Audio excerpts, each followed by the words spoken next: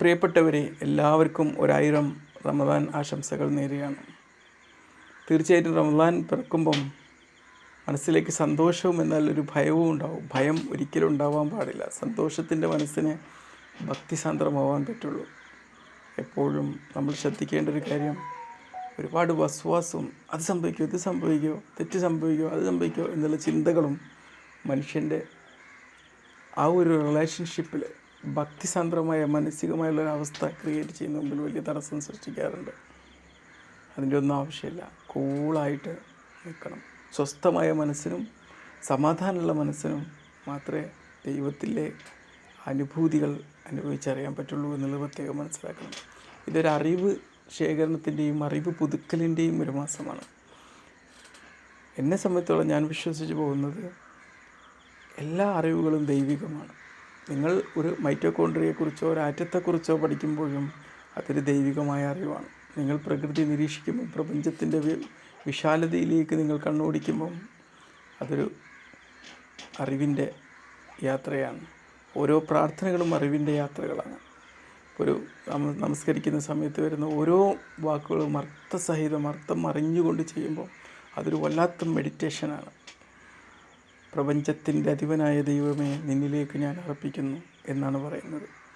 സൂര്യനും ചന്ദ്രനും നക്ഷത്രങ്ങളും കടലുകളും മറ്റ് ഗ്രഹങ്ങളും എല്ലാം തൻ്റെ ഇൻസൈറ്റിൻ്റെ അകം കണ്ട് നമ്മുടെ ജീവിതം എന്തിനാണ് എന്നുള്ളൊരർത്ഥം ഇവിടെ തെളിയിക്കപ്പെടുകയാണ്. ചുമ്മാ അങ്ങോട്ടും ഇങ്ങോട്ടും തർക്കിച്ചിരുന്ന് കുറ്റം പറഞ്ഞ് പച്ചറച്ച് തിന്ന് തീർക്കാൻ വേണ്ടിയൊന്നല്ല നമ്മളിവിടെ ജീവിച്ചത്. ഒരു ബഹിരാകാശത്തേക്ക് ഒരു വലിയ പേടകത്തെ അടക്കുമ്പം അതിനൊരു ദൗത്യമുണ്ട്. അതിലും വലിയ അത്ഭുത ഈ ഭൂമിയിലേക്ക് നമ്മളൊന്ന് പിറന്നു വീണു എന്നുള്ളത്. ആ അത്ഭുതം നമ്മൾ മനസ്സിലാക്കണം. അതിൻ്റെ വാല്യൂ നമ്മൾ മനസ്സിലാക്കണം. നമുക്ക് ഈ ഭൂമിയിൽ ജീവിക്കാൻ വേണ്ടിയുള്ളൊരു ഭ്രമണപഥമായി നമുക്ക് കുറേ സമയം കിട്ടിക്കൊണ്ടിരിക്കുക. ഈ സമയത്ത് നമ്മൾ ജീവിക്കുന്നു എന്നതിലും വലിയൊരു അത്ഭുതമൊന്നും ലോകത്തില്ല. ഒരത്ഭുതവും ലോകത്തില്ല. നമ്മൾ ഈ ഒരു നിമിഷം നമ്മുടെ മുമ്പിലേക്ക് നമ്മുടെ ജീവിതം ഓരോ ദൗത്യങ്ങൾ തരും. ആ ദൗത്യം ചിലപ്പോൾ ഒരാൾക്ക് പുഞ്ചിരി കൊടുക്കലായിരിക്കും, അല്ലെങ്കിൽ ഒരു അറിവ് സമ്മാനിക്കലായിരിക്കും, അവരോട് നല്ലത് പെരുമാറലായിരിക്കും, നീതി കാണിക്കലായിരിക്കും. ആ ദൗത്യം പൂർത്തീകരിക്കുക എന്നുള്ളതാണ് ലോകത്തെ ഏറ്റവും അത്ഭുതകരമായ പ്രവൃത്തി എന്നുള്ളത്. അതാണ് നമ്മൾ ചെയ്യേണ്ടതും. ജീവിതത്തിൻ്റെ വാല്യൂ നമ്മൾ മനസ്സിലാക്കണം. ഈ റമദാൻ അതിനുള്ളൊരു കാരണമാവട്ടെ. മെഡിറ്റേഷനുകളുടെ ഒരു പരമ്പരയാണ് ഈ റമദാൻ മാസത്തിൽ പലരും ചെയ്യാറുള്ളത്.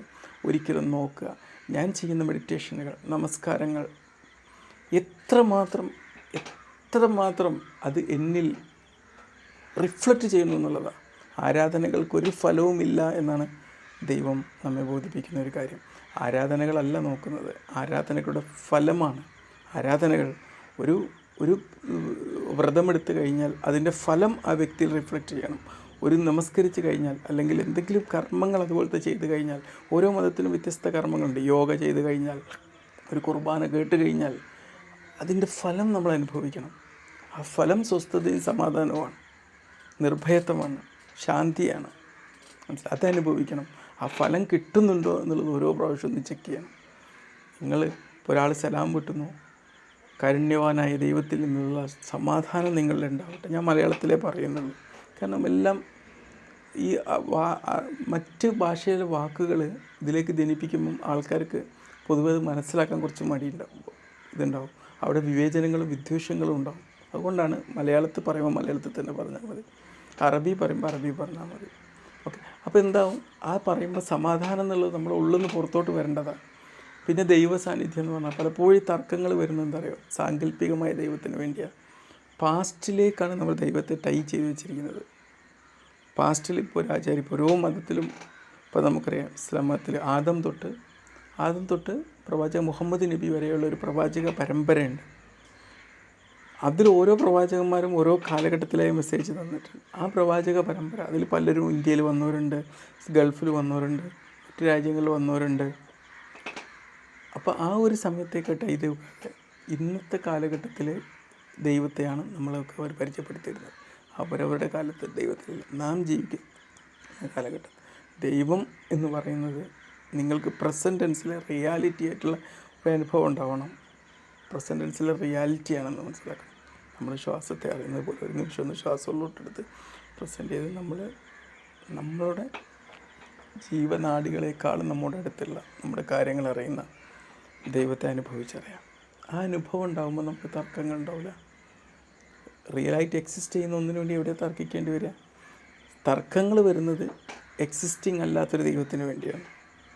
കുറ്റം പറച്ചിലുകൾ വേണ്ടത് അതിനു വേണ്ടിയാണ്.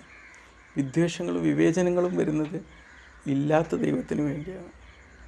ദൈവത്തെ നമ്മൾ ഈ നിമിഷം അനുഭവിച്ചറിയുമ്പോഴേ നമ്മുടെ ജീവിതത്തിൻ്റെ പ്രാധാന്യം നമ്മൾ ബോധ്യമാവുള്ളൂ. ഈ ജീവിക്കുന്ന സമയത്ത് നമ്മൾ ഫലപ്രദമായിട്ട് ഉപയോഗപ്പെടുത്തുള്ളൂ. അറിവ് നേടാനും പിന്നെ ഈ സമയത്ത് നമ്മൾ ചെയ്യുന്നൊരു ദാനപ്രവർത്തികളാണ്. ഈ ദാനപ്രവർത്തികൾ ചെയ്യുമ്പോഴും നമ്മുടെ ഉള്ളിലെ കാരുണ്യം ഇങ്ങനെ ഉണർന്നു വരണം. കാരുണ്യം ഇങ്ങനെ ഉണർന്നു വരണം. അതൊക്കെ മനസ്സിൻ്റെ ഉള്ളിൽ അങ്ങോട്ട് വരേണ്ടതാണ്. അതൊരു ഹോർമോൺ ചേഞ്ചസുകളാണ്. നമ്മളൊരു കാരുണ്യ പ്രവൃത്തി ചെയ്യുമ്പോൾ, ഒരു സക്കാത്ത് കൊടുക്കുമ്പോൾ അതിൽ നിന്ന് കിട്ടുന്നത് ഒരു മൈൻഡൽ റിഫ്ലക്ഷനാണ്. മനസ്സിലായില്ലേ? പിന്നെ തർക്കങ്ങൾ ഏറ്റവും കൂടുതൽ ഞാൻ പലപ്പോഴും കാണാറുള്ളത് റമദാൻ മാസത്തിലാണ്. കാരണം എന്തുകൊണ്ടാണ്? കൂടുതൽ ആത്മീയപരമായി ചിന്തിക്കുന്ന ഒരു കാലഘട്ടമാണ്. ഈ ആത്മീയമായ ചിന്തകൾ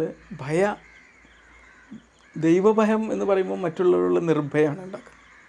പക്ഷേ പലപ്പോഴും ഇതിനൊക്കെ ഒരു സ്ട്രക്ചേർഡ് പ്ലാറ്റ്ഫോമിലാക്കിയിട്ട് ഇവരെക്കുറിച്ച് തർക്കം പറയാൻ ഉപയോഗിക്കുമ്പോഴേക്ക് ഈ ദൈവഭയം എന്താവും? അതെന്തൊക്കെയോ അൽക്കുൽ തൈപ്പോറും കണിശമായ ചില നിയമങ്ങൾ, ഇതൊക്കെ നമ്മൾ ചിന്തിക്കണം. കണിശമായ നിയമങ്ങളൊക്കെ പറയുമ്പോൾ നമ്മൾ ചിന്തിക്കുക, നമ്മളെ പൂർവികർ എങ്ങനെയായിരുന്നു ജീവിച്ചത്.